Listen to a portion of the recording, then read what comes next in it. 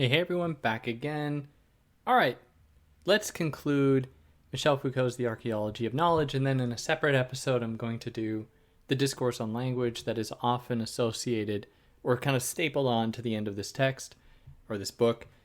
And yeah, here we're going to cover part 4, archaeological descriptions. So we left off the last episode by just briefly presenting what archaeology is, very briefly, and now getting into archaeology, getting into the archaeology of knowledge and what it means to do the archaeological method for Foucault. But before jumping into it, go check out the other episodes. You know the drill. You can like, share, subscribe. That helps me out a lot. Leave a comment, leave a review if you want. That all helps me out a lot. If you want to help monetarily, don't. Instead, give to one of the organizations listed below, please. Any amount of help that you can give to Palestinians that you can, currently living under Israeli apartheid, which the horrors of which I can't convey through language, but that I think most of us feel deep within our spirits, the urgency behind it. So I really encourage you, if you can, if you have the means, or to help in any other ways that you can. And yeah, and for those of you that are listening this far, I really appreciate you tuning into a part 4 of covering this dense, esoteric, philosophical text as we work our way through it here. I appreciate you very much for taking the time to tune in, and I hope that I'm able to give you something here or help to clarify it in some way. And yeah, let's jump into it. Archaeological descriptions with chapter 13, Archaeology and the History of Ideas. So how does archaeology, or the archaeological method, differ from the history of ideas that has been no stranger to discontinuities, ruptures, etc.? Remember at the beginning where he's like, history sucks. History's been so committed to these broad movements, just reducing all of history to, these eras, making it way too simple, yada, yada, yada, where he's like, actually, but then in the history of science or the history of language or history of something, there's been more willingness to accept, to entertain discontinuities and ruptures, etc. So how does archaeology differ from that approach? Because it might seem, they might be similar. Well, right off the bat, archaeology doesn't accord nearly as much significance or as significant a place to history itself as does the history of ideas. Archaeology isn't trying to uncover truths buried under the soil of discourse, to look at discourse and say what is the truth to be found under discourse? Where truth is a trap for Foucault. Truth is just people or a discursive field trying to confirm itself by imposing a truth onto something. So, in his words, it does not take discourse as a document, as a sign for something else. As he was talking about in the first section, in the introduction, when he's talking about the document and the monument, where a document is to be read as a kind of truth of an entire people. It speaks their silent thought that they once had, and that has stood the test of time in the form of the document, and remains to tell future generations what those people were thinking. Because a document doesn't actually represent anyone. Most of the documents we have only reflect aristocratic interests within Europe. I can speak to most of the world, actually. It has nothing to do with the people. The people who are actually the lifeblood of world history and world spirit, if we submit to those broad terms that Foucault problematizes. The history that we know is it's minuscule as to what actual history is, if we just call history everything that's taken place in the past. If that was the case, what we know to be history is negligible in accounting for what has actually taken place in the past. So archaeology isn't using discourse as a document to understand people or times past. Instead, it treats discourse more like a monument in itself, It is a sign of itself, and it is a way to understand discourse itself and the rules that guide discourse. It also, archaeology, it doesn't locate any discourse along a trajectory after, alongside, and or before other discourses. It looks at discourses in their specificity. That is the idea of discourse in its specificity. What are the rules that underwrite it, for example? Archaeology also isn't really interested in subjective emergences as with an oeuvre, as though there's a secret truth to be unearthed in the person's mind. You know, you have your favorite author and you really want to understand them, get to the truth of their thought, and you just read all their things, and it turns out you don't actually get the truth that you need. Or like the history of philosophy. The amazing thing is that you can read all the books and you'll still know nothing as when you started. You'll know other people's ideas really well. Is that synonymous with learning anything or truth? Within a discursive field it is, and all the philosophers can applaud you for having read everything. But what does it give you beyond that? You know, there's actually not much truth to be found in Hegel, even though I will continue reading it, you know. And then finally, archaeology doesn't try to recapture the excitement brought on by the emergence of something new in a field. It's not like celebrating newness in fields all that much. It's more asking like, what allows newness to actually take place? How is it permitted this specific new idea to actually come into fruition, to be new? You know, what specific criteria has this new idea satisfied in order to be accepted in that space? And that puts us here into chapter 14, the original and the regular. The history of ideas contains broadly two approaches. On the one hand, it looks at those moments of rupture that spring newness onto the world as though consciousness is being celebrated in itself. Where newness, there's in Immanuel Kant's The Third Critique, there's a moment in which he says, I'm pretty sure he talks about Newton, where Kant says that Newton was inevitable. At one point he's like, we were going to arrive with Newton, because that was just the progress of scientific development, which is, we can problematize that night and day. No problem there.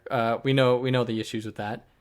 But then he says, he's like, but a poet or an artist, he's like, they're a different kind of beast, and there's something really special about them because they don't follow a telos or a kind of chronology or a process. And this is what intrigues Kant about artists, about poets, is that they somehow break all the boundaries and they only bring newness into the world from almost nothing, which is why he celebrates it, and for lots of reasons. But in that is a celebration of consciousness, of this kind of like exemplary subject that is able to somehow stand out on their own by virtue of their consciousness, by virtue of their intelligence, which Foucault, again, is like, no, because it's not so simple as someone just having this brilliant idea and suddenly the world just applauds them. They have to go through the ringer of being properly accepted and understood in order for their work to be appreciated, for them to actually earn the status as an artist. Look at the United States, for example. Look at our world, for example, that has systemically disavowed artistic creations by people of color. Have their artistic creations been any less than those of white people? No. But we see here as just one of many discursive regularities and rules and guidelines and criteria that limit creative possibility, or who can contribute to creative possibility. We see that it is not this neutral thing. We see that genius, creation, art, and so on, they aren't just these neutral things. And when we do that, when we just celebrate consciousness as the history of ideas, which is what he's saying here, loves to do, this like human spirit or consciousness in the creation of newness, it totally erases how there are certain criteria that must be met in order for that newness to actually emerge. It doesn't just emerge by the strength of its own, creativity or intelligence or whatever. Now, on the other hand, the history of ideas attends to all those other instances that don't make a splash, but that nevertheless perform the important task of delivering on the promises of a discursive field. Like anything I would write.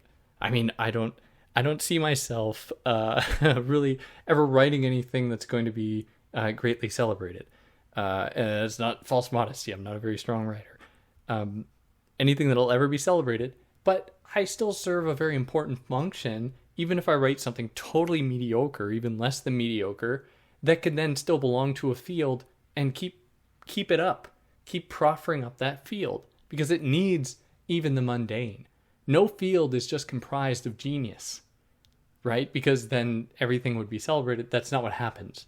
It has to be filled with banality that often builds off of just like one moment of so-called genius that has been celebrated, that has gone through the right ringer, that has undergone the goblet of fire to eventually arrive at a point where it is truly celebrated, and then that spawns a whole bunch of other thought that isn't as celebrated, but that nevertheless belongs to and contributes to that field. So the history of ideas often asks, like, well, who said this thing first? And it's often this task of trying to find who to properly give credit to. But even this idea of giving credit is, this isn't a universal. When we look at oral traditions and oral cultures, there was hardly a consideration, an effort to try to find out who birthed this original idea. We only saw conversations about who Homer really was when writing entered the scene and the Odyssey and the Iliad were written down. Then questions were like, who is this Homer? When Homer's stories existed in an oral tradition that was shared communally. They weren't just to be individually owned like private property by some single person, as though somehow they just spawned this beautiful text on their own, these beautiful texts on its own, without any help from anyone else, that we must attribute it to the single person who is this genius of all time, who gives us this newness that we can celebrate forever. But that's not true. But the history of ideas loves to look for these originals, points of origin, to explain away why something is significant, as just another way to avoid considering all the rules and regulations required or that are in place that limit who can speak, that limit what ideas can actually come into fruition. So within a field, there are those examples of quote-unquote genius, so-called genius, and then everything else is just banal. One example I like to think about is I happen to really enjoy the jazz guitar of a woman named Emily Remler, who was playing a lot in the 70s and 80s and died quite young in the mid-90s, in 94. Brilliant guitar player. If you want a recommendation, she has like 3 really good albums. There's East to West, West referring to West Montgomery. There's and the Firefly. I really like those albums. They're really fantastic jazz guitar albums. And I came across this thesis once about her that was asking the question, essentially the title was like, is Emily Remler an original player, or does she just like copy others? And I'm like, could you imagine if something like that was written about any of the men jazz guitar players, where like a whole thesis is about it? There, granted, maybe there are examples of it, but that one of very few women who actually like earned recognition in that space is subject to that kind of criticism is like, it's a little bit suspicious, but it's a sign of the ways in which some people's contributions are just disregarded right off the bat because of, in this case, gender, not to mention all the other cases. So even someone who is able to stand out with her, like Remler's ability, like, and having undergone her own struggles, like being a Jewish woman, which is something that she's talked about before as well, the kind of anti-Semitism that she'd experienced in the 70s and 80s, but in any case, like that she was able to still stand out, and then is subject to this kind of like extra regulation. Like there's no way she can be celebrated because she just copied the others. As though somehow all of the men she copied, apparently, which she didn't, Grant Greene, Wes Montgomery, you name it, Charlie Parker, no one would be asking like, oh, where'd they get their motivation from? No, they're these exemplary figures that bowed down to no one. So against this dual character of the history of ideas, where the history of ideas is on the one hand, it's celebrating newness, and then on the other hand, it's looking at all of the like banal stuff that comprises that history. There's tons of stuff to look at that's not just these exemplary moments that are celebrated. Against this dual character of the history of ideas, archaeology searches for the regularities that govern both inventiveness and banality in discourse. It's looking at the regulations that allow both to emerge, because even the banal has to abide by these regulations to even belong to that field. It should be clear that genius is a weak force compared to these discursive regularities. Like, it just doesn't matter how smart you are if you don't have the right body, for example, or you don't have the right gender or the right race.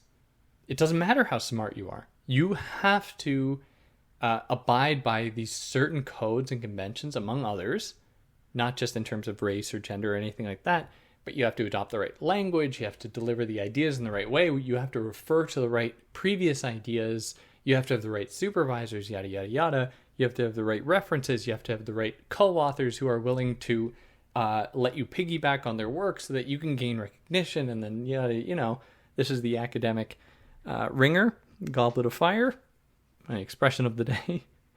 And it is interested archaeology is interested in the periodization of periods, in the ways discourses emerge without absorbing nor lionizing the statements found in them. What is it? What are these regulatory mechanisms? That puts us here into the next chapter, chapter 15, contradictions. Historical analysis has long sought to purge historical accounts of contradictions. Instead, looking at a contradiction or anything that falls outside of its scope and trying to force it back in to make it make sense, or disregarding it. Any deviations from a norm or regularity must be explained away by attributing another regularity to it. It can't exist outside of regularity. This logic, this discursive logic, and happens to connect with the logic of institutionalization, does not like the unexplainable. The unexplainable is meant for mystery videos that you watch on YouTube at 3 a.m. It doesn't belong in the hallowed halls of the academy or journalism or politics or whatever. Maybe that's reductive. I don't know. Aliens seem to be all the rage in American politics. Maybe not today. It's like 2 years ago? I don't know. When was that a thing? Maybe it was whatever. But there's more going on here. Is not all discourse a compilation of contradictory statements that have been united through a translating apparatus making them intelligible? Because really, that's all that language is. Language is by nature meaningless. It has to be given meaning that we all just kind of agree on. There's nothing about the word tree, tree, that actually refers to that thing in the world, because that thing in the world doesn't exist. It is actually a kind of anthropocentrism or anthropomorphism to suggest that there's anything in common with a spruce and a pine tree, or what are those tall trees in California? The place I live? Palm trees? I don't know. Whatever. Discourse itself relies upon contradiction. In his words, it is on the basis of such a contradiction that discourse emerges, and it is in order to both translate it and to overcome it that discourse begins to speak. Because if everything just made sense, if ideas just flowed together, and if everything was comprehensible to everybody all the time, then discourse wouldn't really need to exist, because that is what these fields are doing. They're trying to allow us to understand the world better. At least that's what they're claiming, which implies that there's something at any given point that they are studying, and this is found in any book at any time, offering something that either has not been said or is adapting something to make sense of a world or something in the world that doesn't make sense and needs to be clarified. And it is only through this kind of legwork that it can be made to make sense. And so it is always bound up with contradiction. It is always exploring that which exists outside of it, always the inexplicable and trying to make it explicable. So archaeological analysis does not treat contradictions as neither appearances to be overcome nor secrets to be uncovered. They are objects to be described for themselves. That is, archaeology isn't trying to make sense of these contradictions and trying to fit them back within the discursive field. It looks at a contradiction in itself and is like, what makes this thing a contradiction? And that makes it an object of study for a discursive field. It'll also look at the question of subfields within a discourse. I don't know if any of you are big fans of the rock band Rush, but Rush has a great song. It's called Subdivisions. And in Subdivisions, the song is essentially about how schools are places of conformity while also encouraging manageable differences. So you have like the cool kids, the punk kids, the athlete kids, whatever. And they all like conflict with one another, yet they are all united in their common existence in this space, even though they all view themselves as being wildly different. They probably don't want to interact with one another. You know, they're very much in their own lane while also always belonging to the same system. But that system disappears when these kids find their meaning in this microgroup that they exist, that they belong to. And so we see within a broader discourse of the school, these divisions that conflict and butt up against one another, that can sometimes lead to conflict, yet is actually really necessary for that space to attain its status as being viewed as not regulatory. So the kids see themselves as like, I'm part of this group. This is where I feel at home. It just happens to be in this space called school, where I'm supposed to be, to avoid actually engaging with that mechanism, with that institution. And that puts us here into chapter 16, the comparative facts. So when he looks at political economy or natural history in the 18th century, he's not looking at them to discover a true mentality of the 18th century, to be like, oh, well, Adam Smith was writing about this, and therefore this is how people were thinking at the time. No, that'd be silly. But that's not what he's doing. Archaeology looks for the discontinuities as symptomatic of methodological exclusions in 5 ways. Number 1, how is it that despite being filled with contradictions and inconsistencies, do discursive fields develop different discursive elements on the basis of similar rules? What is it that unites them when you have these subfields that at times actually really resist and conflict with one another? Like grammar with subjects, objects, verbs, nouns, like these are very different things. How do you clump them all together under this unifying principle of grammar? It also asks how these tacit rules shift from field to field. Scientists don't always write well. That's kind of a funny joke. Scientists don't often, they aren't great writers. Like I'm not a great writer, and I'm actually not a great scientist. So, I mean, last laughs on me. And so they may be looked down upon by grammarians and vice versa. Or journalists might be like, God, these scientists, geez, trying to get a statement from them, write something out and it's horrible or whatever. Archaeological analysis also asks or looks at how terms and concepts migrate from field to field and can be intelligible, like in a new field.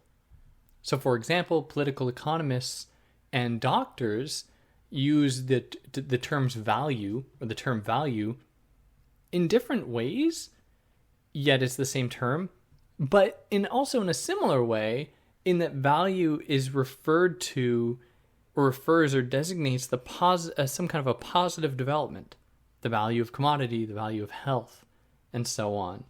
Like this is a very powerful term, that can be found across different fields. There might be better examples than that, but yeah. Number 4, archaeological analysis also looks at how some words or concepts take on totally different meanings across discursive fields. For example, a compound in chemistry versus a compound in philosophy, like hylomorphism or something like that. And it also looks at how discursive fields may complement or oppose one another. So archaeology, as we've said, also looks at other non-discursive factors alongside a discursive field, but does not reduce that field to those factors. Archaeology is more interested in discovering how a field is articulated on practices that are external to it, like how a discursive field in academia can have real material effects on like public policy, for example, how they can resonate with one another, how the interests of both are dependent on one another. And that puts us here into chapter 17, change and transformations. Archaeology doesn't focus on time unless it's to trace how a statement emerges then disappears. Like it might look at like how at one point some statement was all the rage, it had such an important role, and then it disappeared. So archaeology, often interested in how ideas can be disregarded, would then look at time in that way and be like, hey, at one point, what happened here? You know, how did the discursive field change to then make it so that this statement doesn't figure into it any longer? So it maps, or archaeology maps, the temporal vectors of derivation. So it doesn't necessarily oppose linearity and succession. It looks at the sequence of successions. It looks at the very sequentiality of sequence itself, or the sequence of sequentiality. The sequence of sequence. It asks, like, what mechanisms are in place to allow us to even impart a history onto something, to understand any phenomenon historically. What makes that possible? How are successions identified? Archaeology doesn't brush off change as a living force or look for its causes. Rather, it tries to establish a system of transformations that constitute change, that make things change, instead of just reducing change to like a living force, like what we saw earlier in part 1, I think, talking about reducing history to this living process, because that would be to gloss over, to paper over, to disregard the mechanisms at place to determine, to impose a history upon the world or a phenomenon or whatever. So archaeology won't reduce history to periods unless it's going to try to deconstruct those periods or question how the very logic of periodization has been imposed upon the past to construct these periods that are then used to make sense of however many different things, to bring together different previously perceived to be contradictions or discontinuities or ruptures or whatever, and to make sense of them with this new period that will, demystify these things, at least according to that discursive field's own operations. And that puts us here into chapter 18, science and knowledge.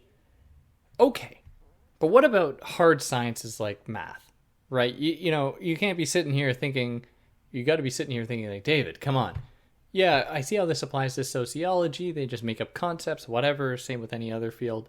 But math and the hard sciences, they come up with ideas and concepts that directly point to things that are universal, like Pythagoras' theorem, or whatever is universal in math. Like I said, I'm not a scientist, I'm not a mathematician. But take the flat Earth, for example. The Earth is flat, right? Like it's just a flat Earth. If I say that, people look at me like I have 3 heads. They're like, what is wrong with you? And legitimately so. It's a very provocative thing to say. And it's one that actually has no real scientific backing. As far as I know, I haven't seen it with my own eyes, but the Earth is round. The Earth is a spherical object floating through space that orbits around a spherical sun. Or is it?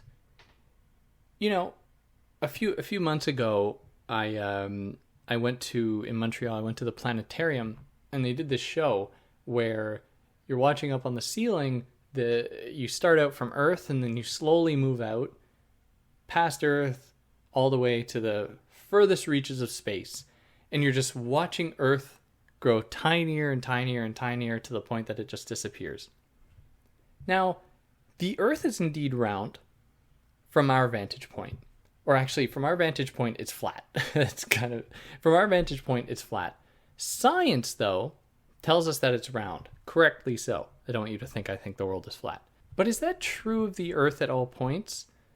Because if I'm actually on the very edges of the universe, and I look at the Earth is neither flat nor round. It is a point. It is a point in a cosmic abyss of nothingness. And for us to attribute the identity, the characteristic, the quality, the property of roundness upon the Earth is just to submit not to what the Earth really is, but to submit to our vantage point according to our best tools to understanding what it is. And it helps with, billionaires sending satellites up in space that actually doesn't help anybody on Earth. Which is very fascinating thing to problematize, because if I say the Earth is flat, I'm, clearly there's something not right with me. Whereas if I say the Earth is round, I have just submitted to reducing the Earth to the human vantage point and saying that is all it ever is.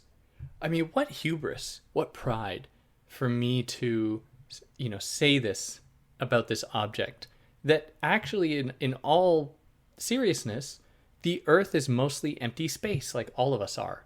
And depending on the vantage point, Earth actually has totally different configurations. From some vantage points, it might appear totally flat. From the vantage point that is viewing it from many light years away and sees it as a spherical object that it can neither confirm to be round or any spherical, a flat plane that it can't confirm to be round, or from further enough in space that it is less than the size of an atom of absolute pinpoint nothingness that has no actual kind of spherical quality at all. And the Earth is round. I'm not disregarding that. But I think that this calls into question the supposed universality of the sciences. But the thing is, I don't think that their value has to come from them being useful or universally applicable, because they can still do things. They can still do very cool things. The same with triangles. None of you have ever been walking in the woods and stumbled on a triangle. That is a triangle or shape formed in the shape of a triangle, a shape formed in the shape of a triangle, or object formed in the shape of a triangle, or triangular in shape, a triangular series of things that follow the triangle's basic properties, that all of its corners or all of its angles need to add up to 180 degrees, that, it has three sides and they're the right distances and yada, yada, yada. You will never encounter that. So when we have a truth found in mathematics, it is a truth that comes through our having created something that can then be given the status of truth. But if it is created, how much of it is really true? Insofar as truth must be universal. No, I don't know. Just putting that idea in your head. So what about the hard sciences like math and physics? Surely they are the product of historical movement, progress, and everything like that. Like Kant thought so. Who knows if they are inevitable, though? In any case, archaeology is not interested in looking at a discipline and bracketing off anything else and saying it's totally true. On its own, it just stands apart from everything else. Math earns much of its status because of the way that it is celebrated. And we haven't always had it. Math hasn't always been around. So it had to be created, and it met a lot of resistance, like physics did. And it's only after the decline of religious authority within Europe that physics started to, and astronomy started to really gain hold, and to actually be given the kind of status that it deserved, I think, to identify properly that the Earth is round. But let's look at this further. Let's look at biology and psychopathology in the 18th century. So he identifies that there was hardly a discipline of medicine studying lesions, fevers, other ailments, deliria, etc. At best, these analyses presented a scattered array of efforts to grapple with the body and its place in society. There was no discipline, but there were discursive regularities. So the emergence of psychiatry in the 19th century presented a serious rupture, not a teleological continuation. So let's be real. A science has never been content with the truth. To be a science means to comply with a whole set of practices, singularities, and deviations of which one could speak in discourse. And that is, again, science is not just celebrated by virtue of it being science. You have to be properly accepted by Science Magazine and Nature Magazine, and you have to adopt the right methods, the right speech, the right language to be taken seriously as a science. And so it's like, how much does science actually permit genius to flourish? And how much of it is just about conforming to the right operations to be taken seriously, which greatly limits what people are capable of saying and whose ideas can become part of its domain. Which, again, I'm not knocking. I love that stuff. I often say, if I didn't do whatever route I took, I would have liked to do math, physics, astronomy, or music. I love all that stuff. It'd be amazing. But it is highly restrictive and highly regulatory, and not quite as celebratory of just genius as maybe we like to think it is. So knowledge, in this case savoir, refers to the compliance with regulative mechanisms versus connaissance or connaître that refers to specific knowledge. So like you walk into a doctor's office, you know that they have more knowledge than you know how you're supposed to speak, yada, yada, yada. That's savoir. That's the kind of you knowing what to do in certain spaces because of power relations.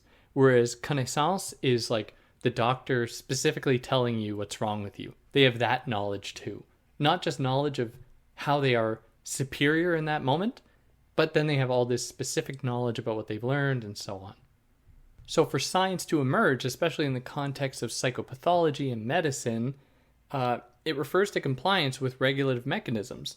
Like the domain the domain itself lends things the status of a science. Are the conditions properly set where you have a perfectly situated subject who's being analyzed, who's being studied, who's being understood? Then you have science. It's like, is that really what science is? It's just like disciplining bodies? Really? Is that all we have? It must maintain this distinction between subjects and objects. It must establish rules that guide how and when statements appear and how they relate to other statements. And it must develop a knowledge of variations, of various articulations that comprise a field, and that may help define that field or not. So simply, science is ideological too. It's not as though science and math and everything else just stands above everything else. It is bound up with, at the very core, with anthropomorphism and anthropocentrism. They are human constructs. They're nevertheless, they're valuable, of course, for lots of different reasons, but they are worthy of analysis just like sociology in this context, or anthropology, or anything like that. And science is so present focused. You learn about science, you learn about what we know now, which we take to be, it's absolutely true. And we often don't really learn about the history of science, even in science programs, where you learn about the process by which we've now arrived at this truth. And we prefer to just be like, we know this knowledge now, and that's it. Which is why it's kind of hard to access previous scientific journals where their physical copies are actually libraries are storing them away because no one consults them, because why? We know that they're wrong. But in excluding that, we are actually excluding what we often celebrate about science in this process, this teleology, this movement forward in thought, in order to just leave us with what is present today, what we take to be true, and that stands in for the entire enterprise of science itself. But science is never so neat. Science has gotten so much wrong. And it's important to also consider that wrongness, to consider how much it has gotten wrong. And, so we can better understand what the many ways it gets things wrong today. Like how medicine is not this perfect, neutral, caring practice. It is actually incredibly bound up with specific interests. Whose concerns are taken seriously in medicine? Whose aren't? Why is women's suffering just systematically ignored within the medical industry if it is just this neutral, pure way of treating bodies? It's in that way that it is incredibly ideological. And this, it's important to also extend this to other fields that claim to be neutral and objective, like journalism. When journalism is, when it's like, oh, we only care about the facts, the who, what, where, when, why. No spin, no tabloids, nothing like that. Even that, as soon as there's a choice to be made about which stories to cover, then it's ideological. Then it is complying with some interests. Journalism has never just been about telling everyone all the facts all the time. That'd be impossible. It is highly selective. And this isn't even to go down the route of like Noam Chomsky and Edward Armand in talking about manufacturing consent and the specific ways in which American media work to normalize and justify American aggression all across the planet, how it has sponsored regime change, how it militarizes so many parts of the world, how it funds apartheid and has been doing so for decades. These things get systematically erased in the media sphere. But even if we just ignore that, which is, I'm doing a serious violence by even saying that, because it can't be ignored, even if we just ignore that, we are still left with the fundamental problem of who chooses what stories are actually being covered.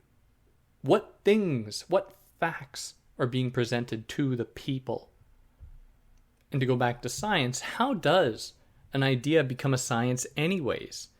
Foucault offers a 4-step process, although he's cautious about it. He's not offering this as the be-all, end-all here. When a discursive practice attains autonomy, that is the first step. It has passed the threshold of positivity when it has attained a certain amount of autonomy. The second step is when its statements swirl in accordance with rules of verification and coherence.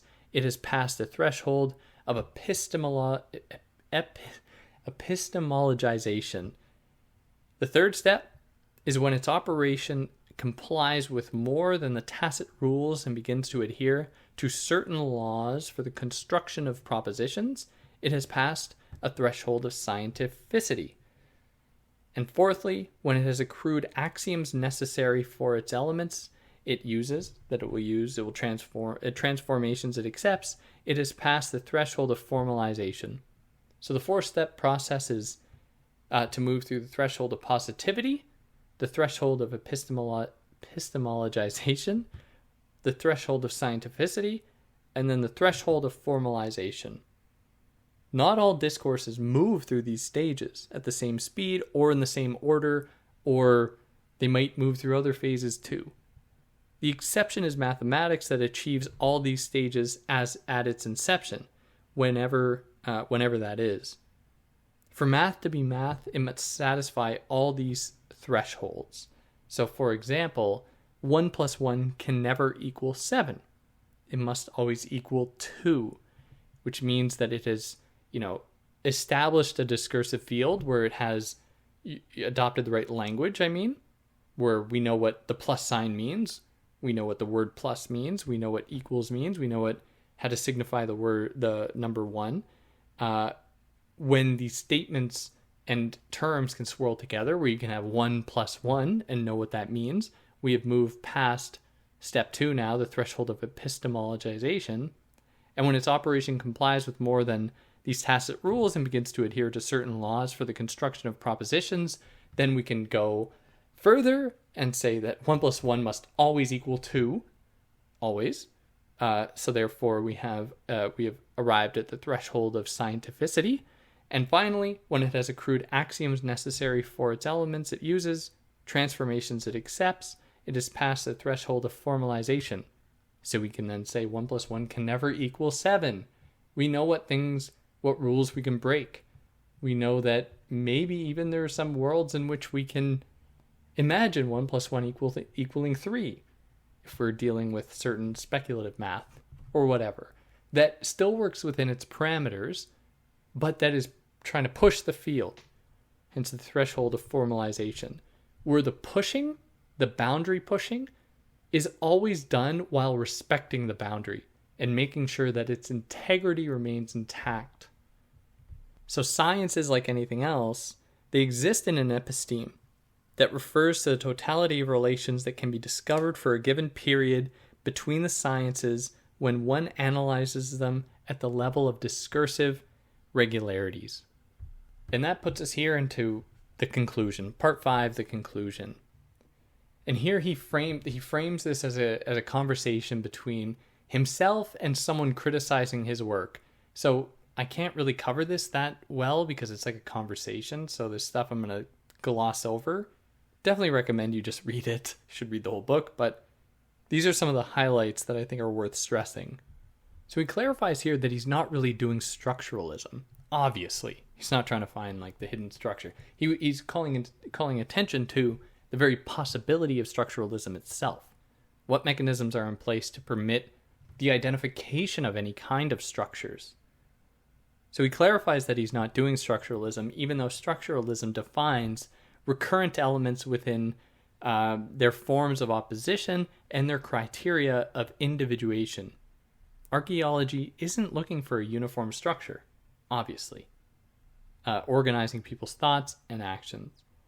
He also clarifies that while archaeology might appear to search for hidden laws and structures or to situate them in history, he is clear that archaeology approaches as much as possible every discourse in itself and not with pre-established lens, which is not possible, and he harbors no illusions about this. He's just saying like that is the best way to perform this by trying to identify what is going on at the level of discourse without reducing it to like a specific context. He's more interested in just like analyzing discourse in itself. He's clear that all trace of him should be separated from archaeology, lest it be given over to the history of ideas and its love of subjects. Like to say that, and we are doing this against his wishes. Like we always teach discourse analysis, we always teach Foucault, and it's just repeating the same cycles that he's trying to undo or trying to interrogate, which is like, I don't know. I'd like to know, somehow do away with Foucault, or as Baudrillard said, Baudrillard really called this, really performed this criticism well in Forget Foucault, but that is exactly it. Like Foucault's work has become a mirror of the exact things that he's described and tried to criticize in the past, where we have deified Foucault. We've turned him into this figure of just endless knowledge as this kind of Joker figure, as he talks about in Madness and Civilization, that has all this secret wisdom about the earth and people and society and yada, yada, yada, when all that is doing is just simply reinvigorating the very logic of the history of ideas that he's trying to dismantle here.